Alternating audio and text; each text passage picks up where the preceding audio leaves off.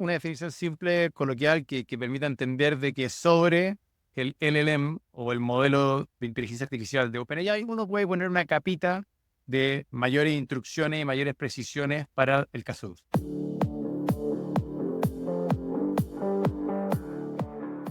Hola, ¿cómo están? Bienvenidos a un nuevo capítulo de Emergente con Daniel San Martín. Yo soy Tomás Sánchez. Estamos todas las semanas intentando entender hacia dónde va el planeta, cómo la disrupción tecnológica, los cambios económicos, las tendencias sociales le van dando forma a nuestra sociedad. Daniel, ¿cómo estás? Hola Tomás, ¿qué tal? Muy bien por acá. Ya estamos, viste que estamos en nuestro capítulo 81, ya estamos cerca del capítulo, nos vamos acercando a pasos agigantados al capítulo número 100, así que contento, vamos con todo. Oye, hoy día tengo un capítulo muy bueno, o me gusta porque creo que vamos a discutir bastante y vamos a ir al detalle. Y para todos los audiencia, les quiero contar sobre lo que queremos conversar y discutir es sobre los desafíos, sobre el detalle, sobre cómo uno implementa inteligencia artificial en una empresa, en particular inteligencia generativa, es decir, inteligencia artificial generativa, ¿cierto? Todo el mundo viene hablando desde los últimos 2 años como ChatGPT, Claude o Gemini de Google está revolucionando el mundo del trabajo, como mucha gente se dice que va a perder el empleo y como otros dicen que no, lo van a perder aquellos que no sepan usar inteligencia artificial. Pero la verdad es que del dicho al hecho hay un largo trecho y tanto Daniel como yo nos ha tocado bastante trabajar con empresas y otras organizaciones que están en este camino y la cuestión es bastante más compleja de lo que parece. Sí, acá está el típico dilema entre lo que en teoría debe funcionar y luego hacerlo funcionar en la práctica. La verdad que me imagino que lo vamos a conversar. Muchas veces los problemas de implementación no están en el lado tecnológico, sino que están en el lado organizacional, humano, y tienen un montón de aspectos, un montón de aristas. Entonces, sin que este sea probablemente va a ser uno de los capítulos más, digamos, con cable a tierra de los que hemos hecho, que es interesante ver cómo muchos de los temas que conceptualmente nosotros hablamos, cómo de verdad se implementan y se transforman, se materializan en algo real. Mira, si te parece, Daniel, yo lo iría conversando de manera progresiva. Es decir, imaginémonos, y vamos poniéndonos en el pellejo de una empresa, sea mediana o grande, que quiere empezar a usar inteligencia artificial generativa y dice como por dónde comienzo. Y empecemos como a explorar esa opción. Tú y yo conocemos ese camino, lo conocemos desde diferentes ángulos, y yo por lo menos ya tengo, por decirlo así, un framework en la cabeza. Yo rápidamente podría entrar a decirte cuáles son los principales problemas o cuáles son las principales líneas de adopción o cuáles son incluso los clásicos quick wins. Pero no quiero entrar en un clásico, ¿cómo decirlo? Como la lista de lavandería, las cosas que usted tiene que saber. Creo que es más interesante y más intuitivo partir por el principio. Es que tocaste un punto, perdona que te cambie el framework, pero lo que dijiste, en general, cuando llegan las empresas no te dicen quiero solucionar este problema con inteligencia artificial. Lo que te dicen es algo mucho más vago, es quiero usar inteligencia artificial en mi empresa. Y ahí está el problema, porque de hecho uno de mis comentarios es lo primero, ¿cómo uso? Y es como la respuesta es, ¿qué quieres hacer con esta herramienta? Es como alguien que te dijera, sé que se inventaron los martillos, ¿cómo uso martillos en mi empresa? Y lo primero, y es obvio en este caso, es muéstrame todo lo que haces y veamos de todas las cosas que en tu taller se hacen, para cuáles un martillo podría ser más efectiva que un alicate o un... Porque al final es una herramienta. Entonces, el éxito finalmente depende, y es bastante obvio lo que estoy diciendo, pero no siempre se hace así, se parte por el otro lado, de encontrar casos de uso donde esta herramienta en particular genere valor. Y ahí creo y aquí hay una cosa media del hype que se está produciendo, muchas empresas están en esta lógica de tengo que implementar inteligencia artificial generativa porque es el futuro. Que no es un framework adecuado y puede llevarte a finalmente empezar a darte vuelta y vuelta y vuelta y por lo tanto la salsa secreta, que no es fácil, es encontrar casos de uso donde realmente genera valor. Ya, no puedo estar más de acuerdo, me encanta, porque sí, también he vivido eso y creo que efectivamente el punto de inicio. Entonces, queridos, primero tengamos claro cuáles son los casos de uso. Y ahí, cuando tenemos claros los casos de uso, y tal vez tengo que hacer la precisión, un caso de uso tiene que ver con entender específicamente cuál es la actividad para lo que se va a usar. Y como dice Daniel, Uno puede tener un martillo, pero no sabe si con el martillo se va a dedicar a romper tablas o clavar clavos. Y después cuando refinamos el caso de uso decimos, no, no vamos a romper cosas con el martillo, vamos a clavar clavos. Bueno, vamos a clavar clavos de un mueble o vamos a clavar clavos de tabla en el pie. Vamos a clavar clavos pequeños o vamos a clavar clavos grandes. La persona que clava los clavos es una persona experimentada o es una persona que nunca ha utilizado un martillo. Estos martillos y estos clavos se usan a la luz del día o se usan en condiciones con poca luz. Y así empiezan a aparecer un montón de detalles que definen el caso de uso. Y es lo mismo, y por lo tanto, uno, respondiendo el ejemplo de Daniel, uno va a entender si voy a necesitar un martillo de metal o uno plástico, voy a necesitar clavos grandes o pequeños. Y aquí pasa lo mismo cuando uno se enfrenta a la inteligencia artificial. Tiene que entender primero que todo para qué lo vamos a usar, pero definir ese ejemplo, esa actividad de manera muy precisa. Y ahí es donde yo creo que, como dice Daniel, hay normalmente un primer obstáculo, porque de repente hay un par de como ideas bastante genéricas, pero no se describen con precisión. Y lo segundo, muchas veces no se priorizan bien. Y ahí yo iría con el segundo tema, que tiene que ver con priorizar bien los casos de uso, con saber entender cuál es el impacto que tienen, cuál es el valor. Es decir, clavar clavos en este lugar o usar inteligencia artificial, ya sea para un proceso de administración o tal vez para un proceso contable o tal vez para atención al cliente, es cuánta plata voy a ahorrar o cuánta plata voy a generar.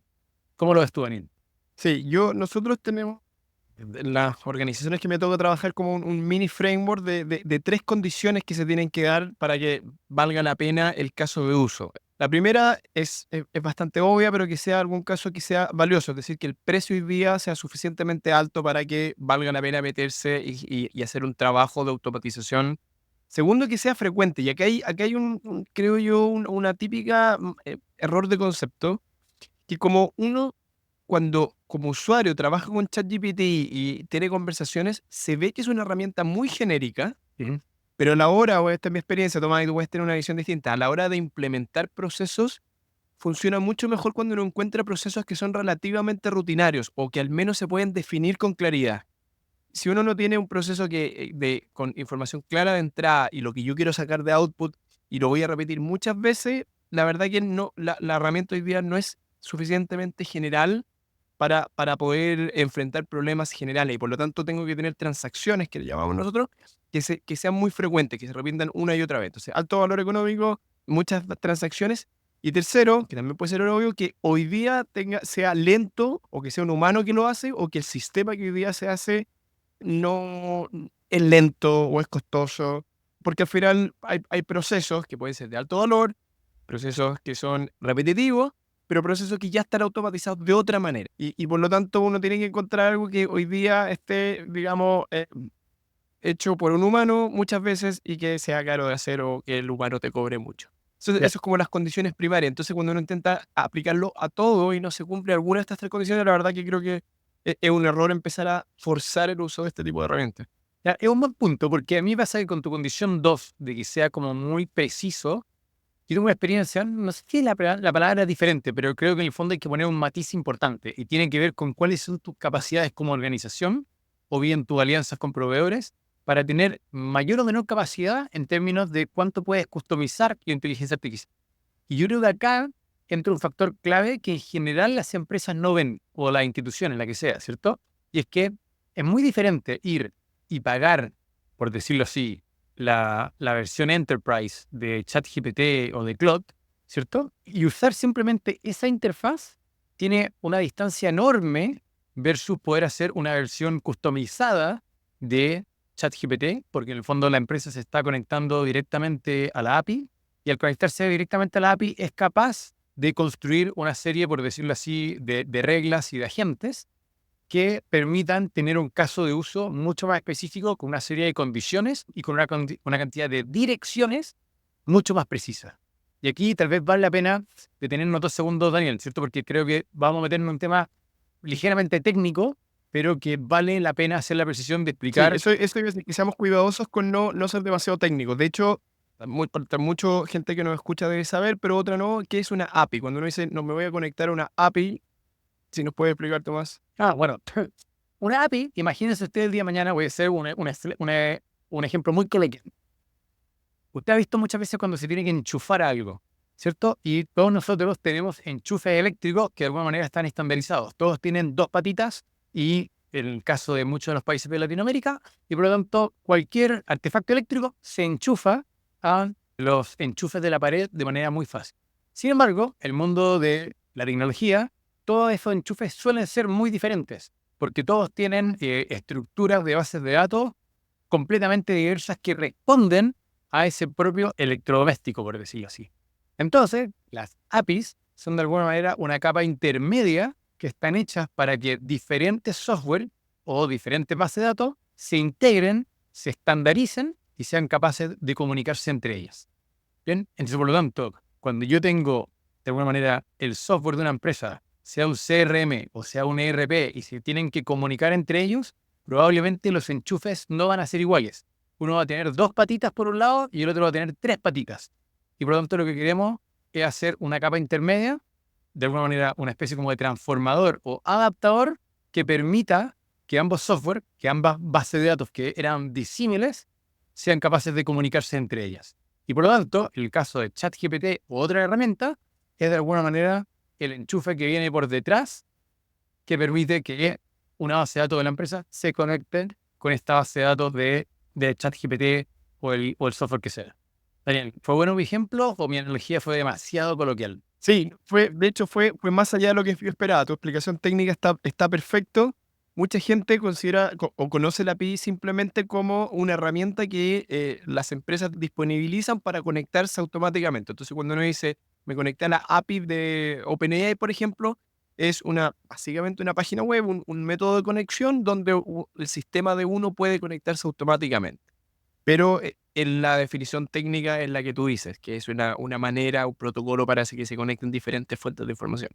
Bueno, entonces uno se conecta, ¿cierto?, a un API en inglés o API es la manera en el Spanglish que usamos para poder tener un acceso y, por decirlo así, una manipulación de la herramienta de ChatGPT mucho más precisa y al mismo tiempo una manipulación de los datos desde el lado de la empresa mucho más precisa y condicionada según lo que el caso de uso requiera, ¿cierto? Y acá lo que empiezan a aparecer es los llamados agentes.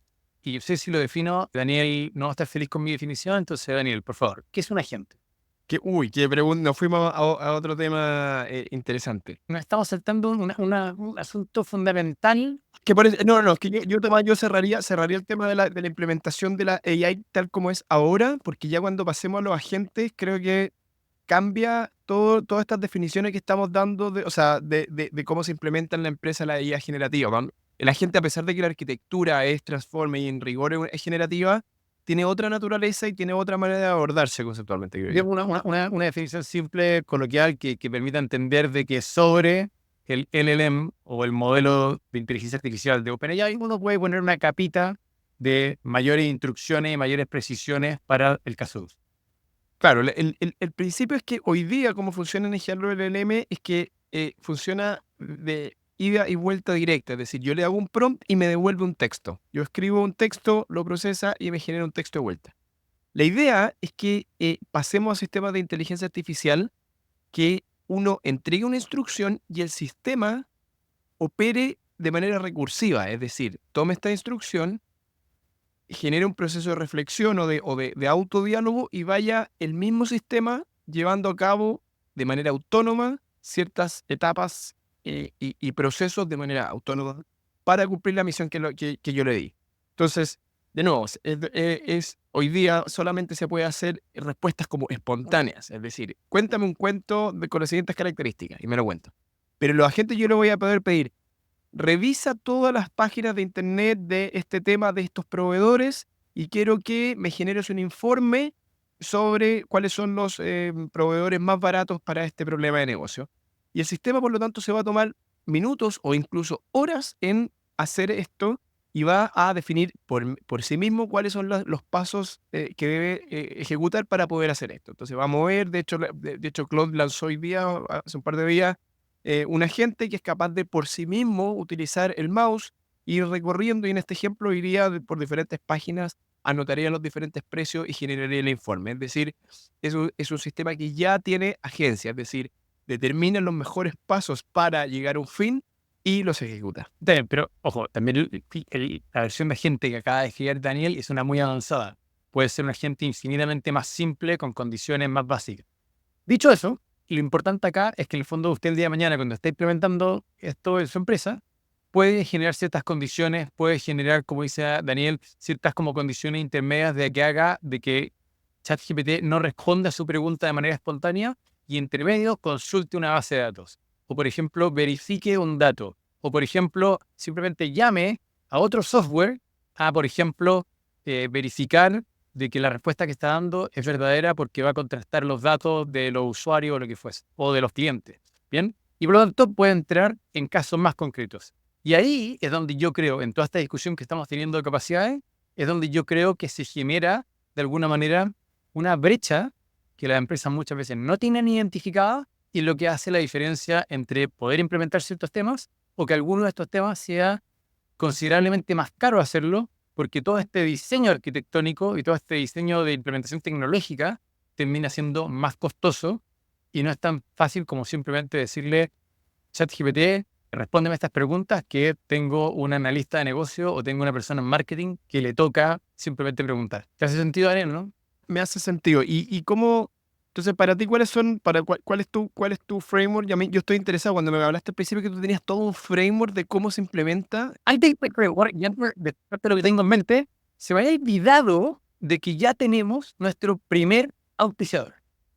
Daniel, tengo que decirte a ti y a todos, Es verdad, momento histórico. momento histórico, justamente desde este capítulo nos acompaña Valoriza, que es una de las principales empresas que se dedica a la valorización de empresas y a su vez también a todo lo que se le llama ahí. Entonces, si usted el día de mañana está intentando entender cuánto vale su empresa porque la quiere vender o porque tal vez está armando un pacto accionista o tal vez lamentablemente llegó el minuto en que se tiene que separar de su socio y por lo tanto toca decir cuánto vale y ver cómo nos repartimos la empresa, quién le quiere pagar a quién, y por lo tanto quiere una voz autorizada, quiere entender efectivamente cuánto vale su empresa, pero no como un saludo a la bandera o en base a un montón de estimaciones cantinfleras, sino que quiere un proceso riguroso que esté basado en el fondo en estándares financieros como corresponde.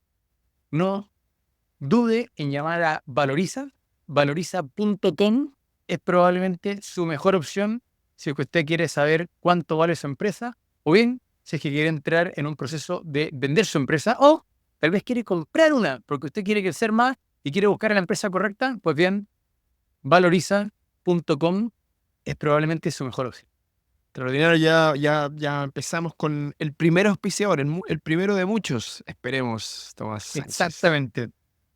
Bueno, volviendo al tema, Daniel, a ver, ¿qué es lo que pasa? Yo lo veo y el framework que tengo en la cabeza justamente tiene que ver como con, por entre comillas, como niveles de complejidad de lo que queremos automatizar o lo que queremos resolver con temas de inteligencia artificial.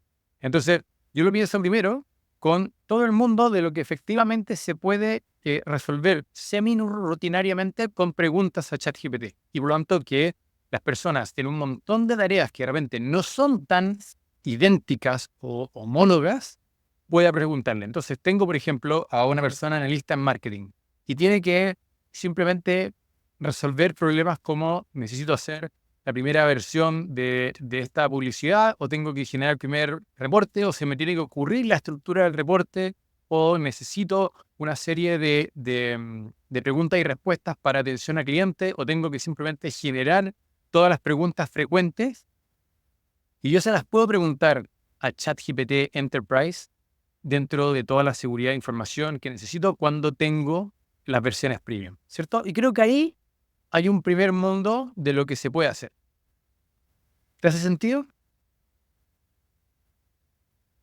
Me hace mucho sentido. Bueno, Sí, concuerdo contigo. Sí, probablemente la diferencia viene ya en las etapas posteriores, o lo que no es obvio. bueno, la segunda etapa para mí es una mezcla de cuando uno sofistica el nivel de la empresa o el nivel de ciertos procesos con dos elementos. Uno, con mejores prompts, es decir, uno empieza a entender y empieza a explicar a la empresa y la empresa empieza como a desarrollar sus propias capacidades para entender y decir, mira, cuando yo quiero hacer este proceso, este es el prompt preciso. Y por lo tanto se empieza a construir una librería de prompts. ¿Bien? Y por lo tanto el departamento de finanzas, el departamento de marketing, el departamento de contabilidad, el departamento de ventas, quien sea, empieza a tener una librería de prompts y por lo tanto entienden y conocen que cada vez que necesitan hacer una tarea específica, saben, vamos a agarrar el prompt que ya tiene, por decirlo así, 200 o 1000 caracteres, es muy específico y por lo tanto tiene clarísimo que lo tiene que usar. Y dentro de esa misma etapa, o dentro de ese mismo estadio, por decirlo así, de complejidad, creo que está la fase donde uno puede de alguna manera amarrar prompts consecutivos. Entonces, por lo tanto, yo le digo, tengo un meta prompt y le digo, ¿sabe qué? Necesito construir un reporte sobre una empresa.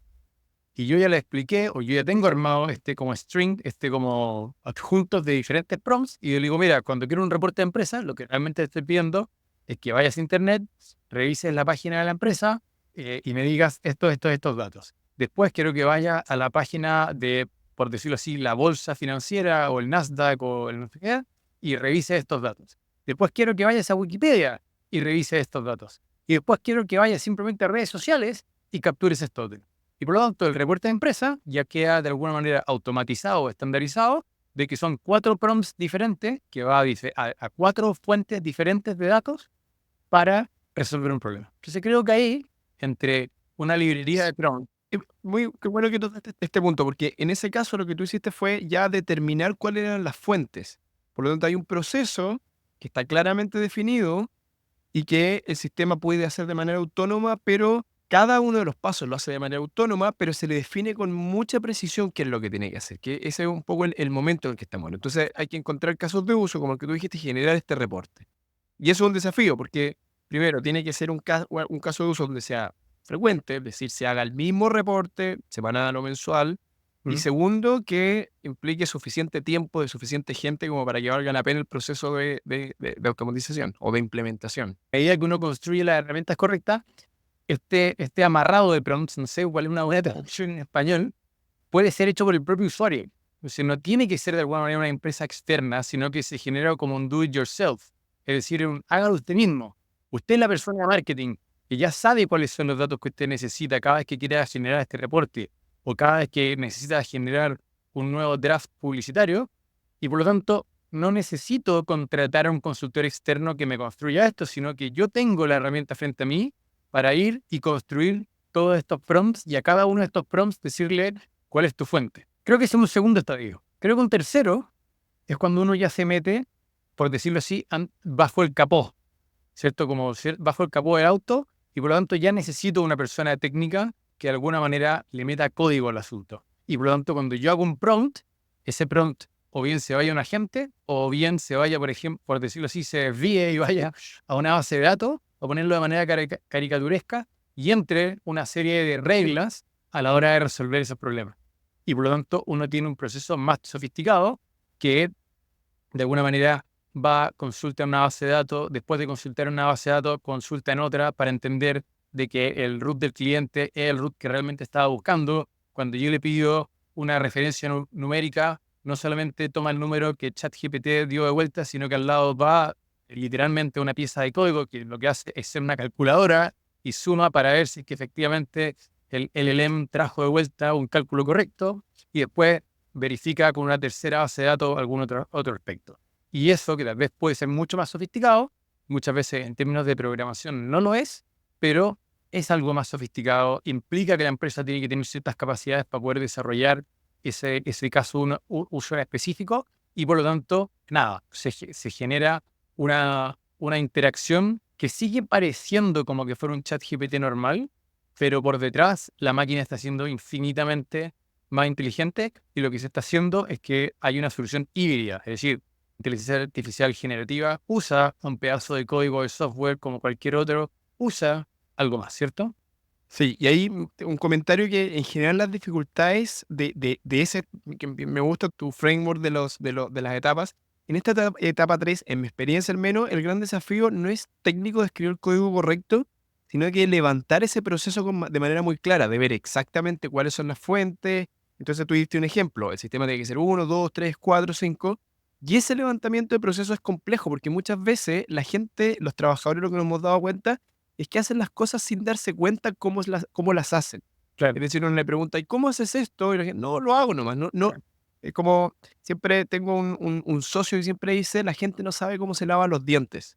Si yo le pregunto a alguien, dime el proceso, dibújame el proceso de cómo tú te lavas los dientes, uno va y ya está tan automatizado, uno se lava los dientes, pero uno podría en rigor dibujar un proceso, un flujo, decir, 1, voy al baño, 2, abro la puerta, 3, prendo la luz, 4, tomo el cepillo, 5, tomo la pasta, 6, la aprieto, revisar la tapa. Si la tapa está cerrada, ábrela. Sí, uno lo hace simplemente, pero en el fondo hay un proceso. Entonces, en mi experiencia, la parte más complicada de la adopción es extraer del cerebro de las personas que ejecutan su trabajo de manera ya casi automática sin darse cuenta de cómo hacen las cosas y transformarlo en un proceso, en un dibujo que uno después pueda pasárselo al programador para que el programador ponga los componentes juntos y le pida las diferentes herramientas que se pueden usar, las pedidas correctas.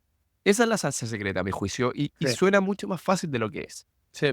Y después, bueno, en paralelo, algo que no hemos comentado, pero tiene que ver con la parte de la adopción, que le estamos dejando absolutamente en el tintero, porque uno tiene la idea de que cuando le promete a una persona de que le vamos a dar una herramienta para arreglarle la vida, la va a usar en automático. Y la verdad es que no es así.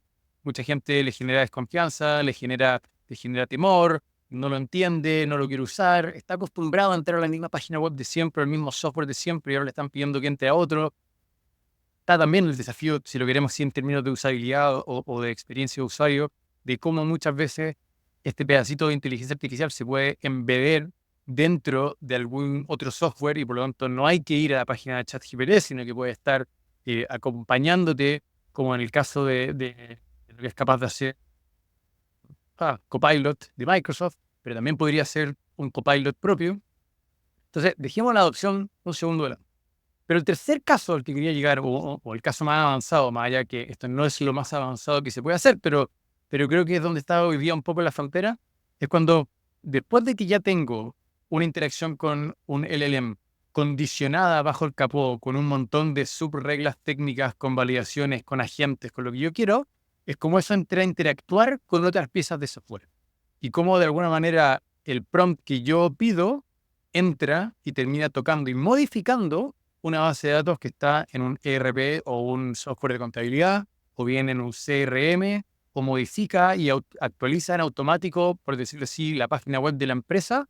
Y ahí es interesante, porque ahí entra uno también en un proceso de gobernanza. Es decir, bueno, ¿cuánto de esto se puede genuinamente automatizar? ¿Y cuánto de esto, de alguna manera, uno genera un proceso que es mucho más eficiente, más rápido, pero que igual necesita como un human check? Igual necesita que haya un humano que dé el visto bueno en algún minuto. ¿Bien? Y eso, de nuevo, sigue sofisticando el asunto, sigue generando una cuota de complejidad durante un buen tiempo hasta que esto es más automático, ¿cierto? Sí, efectivamente, y ahí en este punto ya empiezan a influir o las herramientas que se van implementando empiezan a influir de manera determinante en el organigrama y en la distribución de tareas. Y eso es un cambio, implica un cambio cultural y por lo tanto un cambio complejo que toma tiempo, que tiene... entonces, muchas veces uno piensa que esta solución mágica, la AI, va a venir a solucionar todos los problemas y la verdad que la implementación y la adopción, como dices tú, requiere de esfuerzos muy grandes, cambios culturales, cambios organizacionales profundos y también en esta etapa 4 probablemente es la parte más compleja más que la parte técnica. Bueno, y además que también creo que describí esto en estos 4 pasos, ¿cierto? Pero por el lado siempre hay alternativas. Por ejemplo, cuando estamos, por decirlo así, entre la etapa 2, 3, 4, hay proveedores que ya tienen soluciones creadas allá afuera. Y a mí me ha tocado más de una vez y uno lo ve también hace, voy a inventarte. Yo me siento que esto es un poco como cuando se estaba todo subiendo a la nube el año 2010. ¿Bien? Y estaba todo el mundo pensando en que tenía que generar su propia aplicación web para resolver todo. Y muchas empresas iban a medio construir una aplicación y se daban cuenta que existía una startup allá afuera que ya lo había hecho, era más lindo y era más barato. Bien, entonces también hay un tema de, bueno, cómo uno hace el scouting y cómo uno hace después las conexiones para que, por ejemplo, esto que yo necesito resolver, tal vez alguien ya lo resolvió y ya hay una aplicación que lo hace muy bien. Entonces, ahí uno tiene un montón de otros desafíos que tienen que ver con arquitectura tecnológica, con privacidad de datos, lo que queramos, pero yo he visto como, por ejemplo, el otro día estaba hablando con una startup que tenía una herramienta para hacer transcripción de reuniones. Entonces pasa muchas veces que en el mundo de la consultoría o en un mundo de investigación, uno hace muchas entrevistas y esas entrevistas antes uno tenía un analista que iba tomando nota y finalmente generaba una minuta eterna de larga, y esa minuta eterna de larga después había que limpiarla, había que ordenarla y después había que estructurarla en un resumen ejecutivo que tuviera media página. Y resulta que hoy día está lleno de aplicaciones que simplemente toman esa entrevista, ya sea por Zoom o porque la grabaron con el celular, hace la transcripción completa sin cometer errores y después genera un output muchísimo más lindo.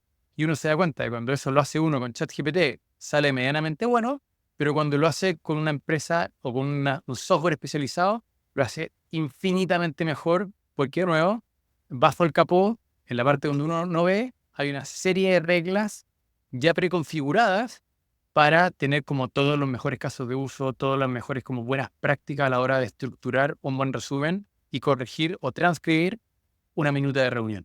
Va a ser un caso muy fácil, ¿cierto? Estoy de acuerdo, pero eso muestra, volvemos al principio, que cuando uno tiene claro el problema que quiere resolver, es mucho más fácil enfrentarlo. Sí. Entonces, hacer un scouting genérico de todas las startups que me No, podrían servir de AI es virtualmente imposible. Es muy distinto cuando te dice, quiero transcribir las reuniones de mi empresa. Voy a buscar los 5 proveedores y y eso es accionable. exacto. Y por lo tanto, de nuevo, parte del desafío es saber qué problema quiero solucionar con esta tecnología. Mira, al final, y como para ir cerrando, yo creo que acá llegamos como a ese clásico problema de economista que dice, está lleno de problemas, y la pregunta es, ¿cuáles vale la pena resolver? Y entendiendo de que usar inteligencia artificial no es simplemente pagar la licencia de ChatGPT. A todo esto, parece que le estuviéramos haciendo publicidad a ChatGPT, como que cuando OpenAI nos va a pagar por estos auspicios.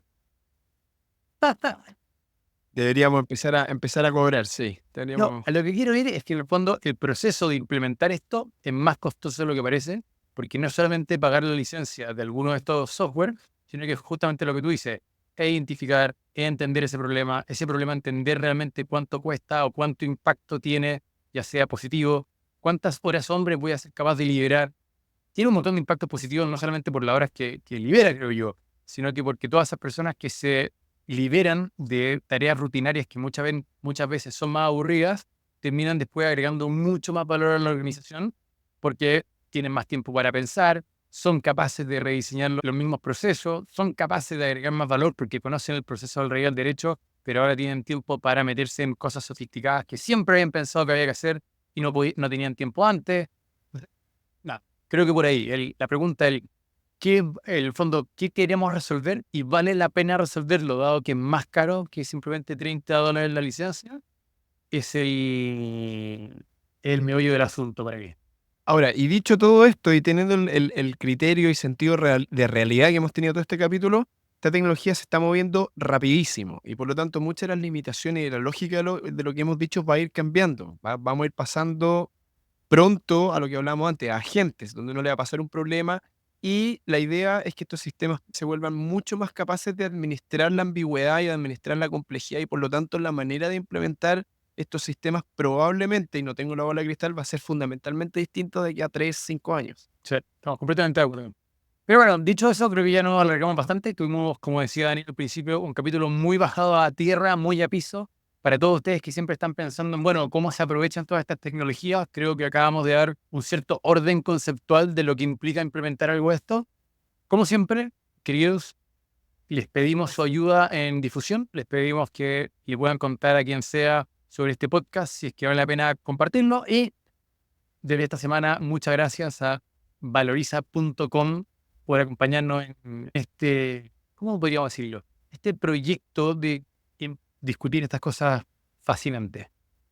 Sí, y recuerden que cada una y uno de ustedes pueden ser también nuestros auspiciadores con Patreon. Si es que consideran que este es un proyecto que vale la pena apoyar y nos ayudan muchísimo suscribiéndose, como decía mi compañero Tomás, recomendando este podcast. Sí, tal cual. Muchas gracias a todos nuestros Patreon que todos los meses se ponen con un par de dólares, nos hacen la diferencia y por lo mismo nos permiten producir un mejor podcast y tener un mejor contenido.